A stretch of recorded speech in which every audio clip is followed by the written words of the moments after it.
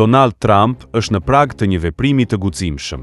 Informacionet e inteligjencës sugjerojnë se trupat amerikane janë gati të shkelin në tokën iraniane, pikërisht mes ishullit Karg. Ky ishull nuk është thjesht një copë toke, është zemra e industrisë së naftës së Iranit, duke trajtuar pothuajse 90% e eksporteve të naftës bruto të vendit dhe duke shërbyer si burim jete për një ekonomi tashmë në vështirësi. Por ja çfarë nuk kuptojnë shumica e njerëzve. Kjo infrastrukturë kritike nuk është e ruajtur mirë dhe tani Trump ja ka vënë syrin ishullit. Sot, po analizojmë një veprim që mund ta trondisë lindjen e mesme sikur më parë. Do të shqyrtojmë pse Irani dhe aleatët e tij janë në ankth dhe si kjo dobësi e vetme ekspozon brishtsinë e habitshme edhe të regjimeve më të fuqishme totalitare. Për të kuptuar vërtet pse Donald Trump vazhdon të mendojë për dërgimin e forcave speciale në Iran, duhet të fillojmë me shtyllën kurrizore të ekonomisë së vendit, naftën. Irani ka afërsisht 28 miliard fuqi rezerva të provuara, duke u renditur vendi i 4 në botë. Edhe nën sanksione të rënda dhe tani luftë, Irani arriti të eksportonte rreth 1.5 deri në 1.6 milion fuqi në ditë, përpara se ndërprerja të rritej me çmimet aktuale që luhaten pranë $85 për fuqi gjatë konfliktit. Këto janë para të mëdha që hyjnë çdo ditë dhe nuk kanë të bëjë vetëm me naftën bruto që lëviz jashtë vendit. Këto janë paratë që paguajnë pagat e qeverisë, fondet, subvencionet dhe financojnë operacionet ushtarake. Nafta e mban sistemin të bashkuar në heshtje. Po të heqësh naftën, rrjetet që e mbajnë qeverinë gjallë do bësohen shpejt. Pjesa më e madhe e kësaj nafte nuk udhëton përmes tubacioneve. Ajo kalon me cisterna përmes gjirit persik dhe përmes ngushticës së Hormuzit, një nga pikat më kritike të bllokimit në botë. Për më tepër, pothuajse të gjitha eksportet e Iranit vijnë nga një vendodhje, gjë që e bën sistemin çuditërisht të brisht. Kjo vendodhje është ishulli Karg, i vendosur vetëm 25 kilometra larg Bregdetit jugor. Në pamje të parë, ishulli duket i qetë, ndoshta edhe paqësor. Megjithatë, nga afër, ndodh kreje kundërta. Nëse zmadhojmë pamjet satelitore, zbulojmë rreth 20 km2 terren të thyer me rezervuar masiv depozitimi që ngrihen si male metalike. Skela të gjata që shtrihen në ujëra të thella për supercisterna, tubacione nëntoksore që ushqehen nga fushat në të gjithë vendin dhe një pistë aeroporti në shkallë të plotë, të ndërtuar për trafik të rënë. Hartat e tregojnë ishullin Joshës, afër bazës së flotës amerikane të Bahrein, pranë brigjeve të Katarit dhe Arabisë Saudite. Ky ishull i vogël është vendi ku kalojnë shumica e eksporteve të naftës së Iranit. Në thelb, kontrollimi i këtij ishulli të vogël është si të kontrollosh linjës së jetës ekonomike të vendit. Historia e Karg shkon më thellë se plagët e kohës së luftës, është një pjesë e historisë amerikane, e konfiskuar. Para revolucionit islamik të vitit 1979, pjesa më e madhe e infrastrukturës së naftës së ishullit u ndërtua dhe u zotërua nga kompania amerikane, duke pompuar naftë bruto në mbikëqyrjen amerikane. Revolucioni e sekuestroi të gjithën. Trump tani sheh një mundësi për të rimarrë kontrollin e ishullit, me sulmeve të vazhdueshme amerikane dhe izraelite që shkatërrojnë pistat, radarët dhe qendrat e komandës kudo tjetër, ndërsa Karg qëndron çuditërisht i paprekur. Raportet e fundit konfirmojnë se zyrtarët e administratës diskutojnë në mënyrë aktive sekuestrimin e ishullit nëpërmjet forcave speciale. Deri më tani, ishulli mbetet i kursyer jo nga mëshira, por nga strategjia. Ai mund të shërbejë si një pikë furnizimi me karburant për inkursione të mëtejshme, një bazë për operacione, apo edhe një levë për të ushtruar presion mbi Kinën duke diktuar rrjedhat e naftës në rafineritë e saj. Irani e di shumë mirë këtë. Në fund të fundit, ishulli Karg është sulmuar edhe më parë. Gjatë luftës Iran-Irak, sulmet ajrore irakiane goditën ishullin dhe tankerët aty pranë atë që u quajt lufta e tankerave. Pas mbarimit të luftës, pajisjet u riparuan, dërgesat u ridrejtuan dhe eksportet vazhduan të lëviznin. Në atë kohë, vetëm bombardimet nuk e prishën sistemin, por treguan dobësinë e tij. Historia gjithashtu na kujton presidentin Carter, i cili u këshillua të pushtonte ishullin Karg gjatë krizës së pengjeve. Por u tërhoq, ashtu siç bëri edhe Ronald Reagan në epokën e luftës së tankerave të viteve 1980. Trump duket se nuk është i gatshëm ta refuzojë këtë opsion këtë herë. Në vend që ta rafshojë vendin me bomba si më parë, tani mendimi është që të dërgojë forca dhe ta marrë ishullin të paprekur. Ky është një opsion i zbatueshëm që gjeografia e ishullit të vogël në det të hapur e bën të mundur.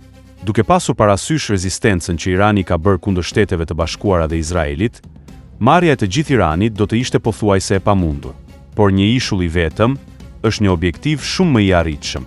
Një operacion i fokusuar mund të neutralizojë mbrojtjet dhe të marrë terminalet me shpejtësi relative, ndoshta duke shndërruar rubinetin në një mjet diplomacie me Iranin, i cili merr sasi të mëdha të ardhurave të veta, nga nafta, pavarësisht nga sjellja e mirë e regjimit ose pasardhësve të tij. Vetbesimit të tij i shtohet fakti se Shtetet e Bashkuara tashmë ka një gjurmë të fuqishme në rajon. Flota e 5 është e bazuar në Bahrein. Kjo do të thotë që anijet luftarake patrullojnë gjirin çdo ditë dhe grupet sulmuese të transportuesve qarkullojnë me mira marinar dhe avion gati për të vendosur. Kjo prani do të thotë që faza e parë e çdo operacioni është tashmë e arritshme. Sulmet ajrore amerikane kanë goditur tashmë mbrojtjen iraniane. Kanë degraduar stacionet e radarëve, kanë shkatëruar bateritë e raketave dhe kanë lënë pjesën më të madhe të forcave ajrore të Iranit në tokë. Trump ka nxituar t'i nxjerrë në pah këto sulme si provë të dominimit dërmues të pothuajse brenda natës. Por vetëm kontrollimi i ujërave nuk është i mjaftueshëm. Forcat toksore do të duhet ta sigurojnë vetë ishullin. Njësitë detare të trajnuara për sulme amfibe mund të zbarkojnë sapo mbrojtje të shtypen. Helikopterët dhe mjetet zbarkuese do të transportonin trupa direkt në infrastrukturën kritike.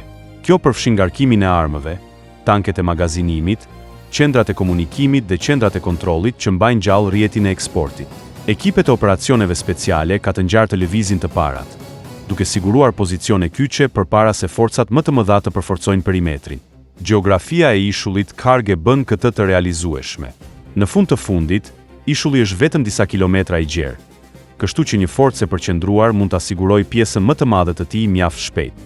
Brenda pak orësh, ishulli mund të ndahet nga pjesa tjetër e rrjetit të naftës së Iranit.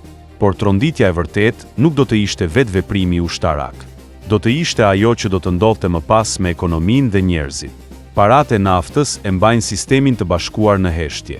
Ato financojnë rrjetet që e mbajnë qeverinë në funksion dhe mbajnë ndikimin rajonal.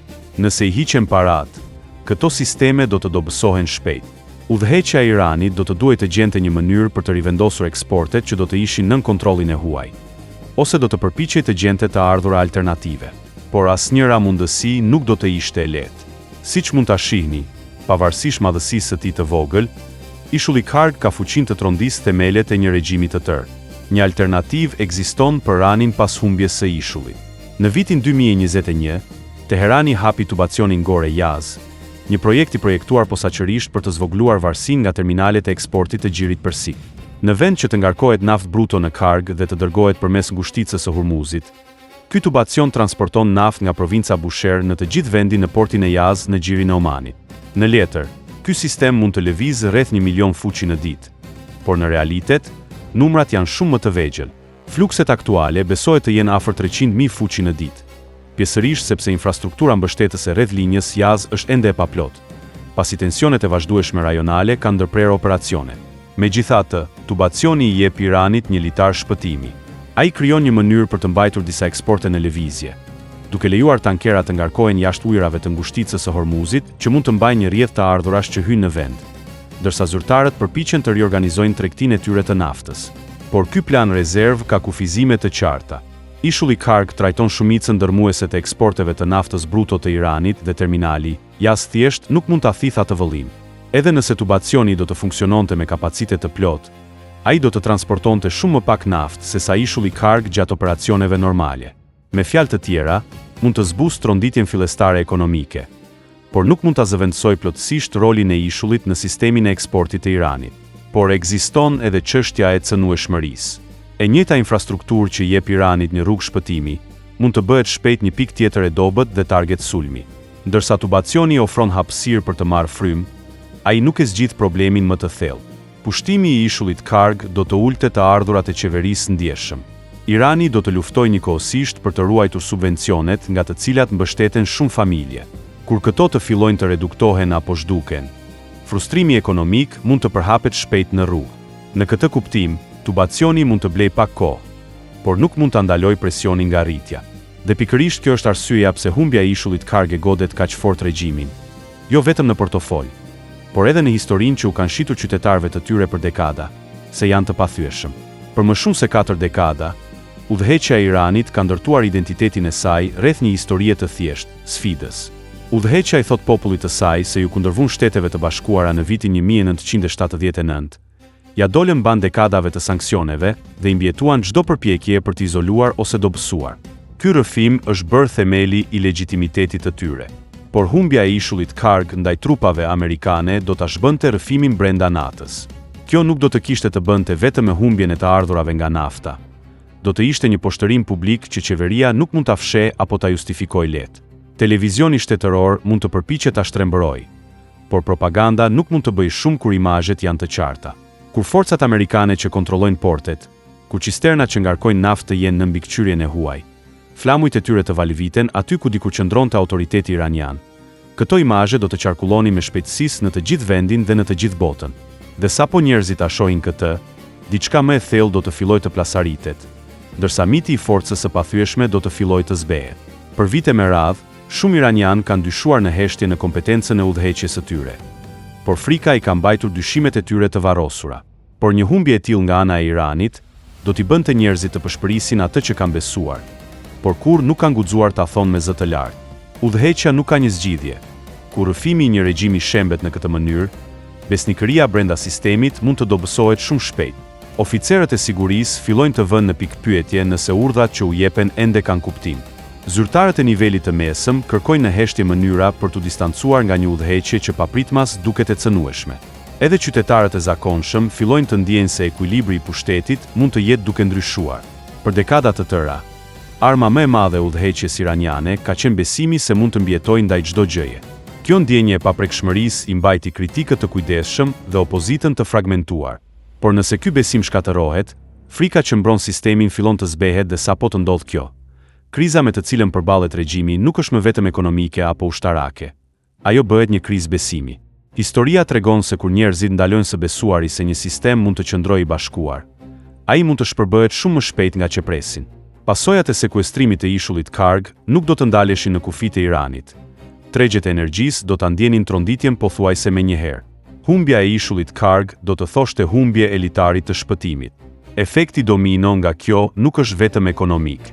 Pa të ardhura nga nafta, mund të shfaqen çarje brenda udhëheqjes së Iranit. Linjat e ashpra, rojet revolucionare dhe teknokratët mund të përplasen për mënyrën se si të përgjigjen. Guvernatorët lokal mund të sfidojnë urdhrat qendror. Forcat e sigurisë të papaguara ose të frustruara mund të hezitojnë të zbatojnë kontrollin. Rënja ekonomike mund të shndërrohet në kaos politik në Iran, ku protestat e përditshme nxisin luftëra për pushtet midis fraksioneve, duke bërë konfiskimin e Karg një shkaktar si përpaqëndrueshmëri kombëtare. Ashtu edhe për grindje të brendshme të regjimit. Efekte gjeopolitike mund të shkojnë shumë më thellë se sa një ndërprerje e thjeshtë e rrjedhave të naftës. Partneritetet rajonale të Iranit janë ndërtuar mbi muskulin financiar dhe të ardhurat nga nafta janë gjaku i jetës që i mbështet ato. Nëse këto të ardhurat kuren papritmas, Teherani do të kishte shumë më pak para për të financuar aleatët dhe grupet e ndërmjetësuara në të gjithë lindjen e mesme. Milicit në Irak, Siri, Liban dhe Yemen mbështeten shumë në financimin dhe armët iraniane. Një mungesë e papritur do të dobësonte operacionet e tyre, duke krijuar boshllëqe në konfliktin ku Irani ka qenë prej kohësh lojtari vendimtar. Por këto boshllëqe nuk do të mbeteshin bosh për një kohë të gjatë. Fuqitë rivale nga Arabia Saudite deri tek Turqia do të nxitonin të mbushnin boshllëkun, duke riformsuar ekuilibrin e ndikimit në të gjithë rajonin. Efektet domino do të shtriheshin në pika të shumta ndezjeje. Në Siri, mbështetja e zvogëluar iraniane mund të dobësonte pozicionin e Rusisë. Në Liban, rrjedha e financimit të Hezbollahut do të tkurej, duke zvogëluar aftësinë e saj për të projektuar pushtet. Në Yemen, forcat Houthi do të luftonin për të mbështetur fushatat e tyre.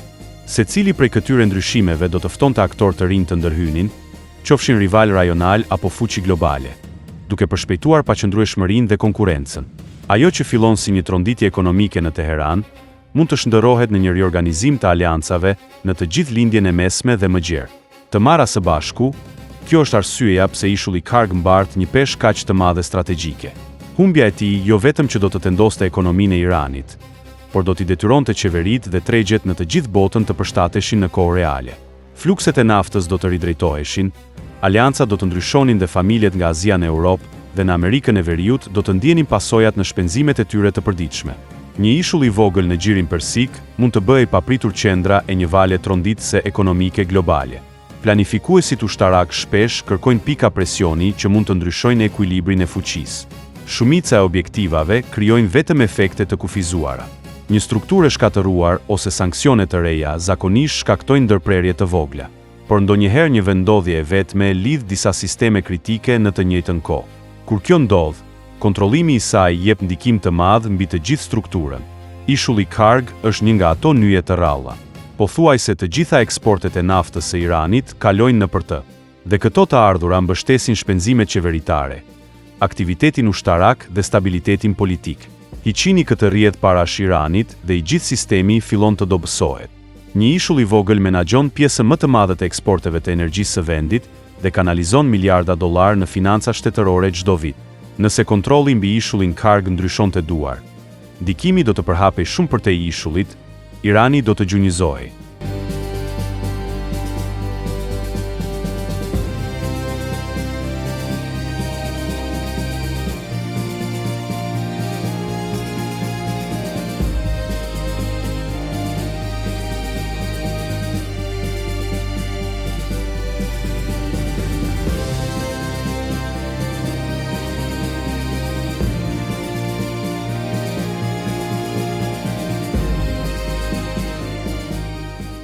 Mast Channel. Please subscribe.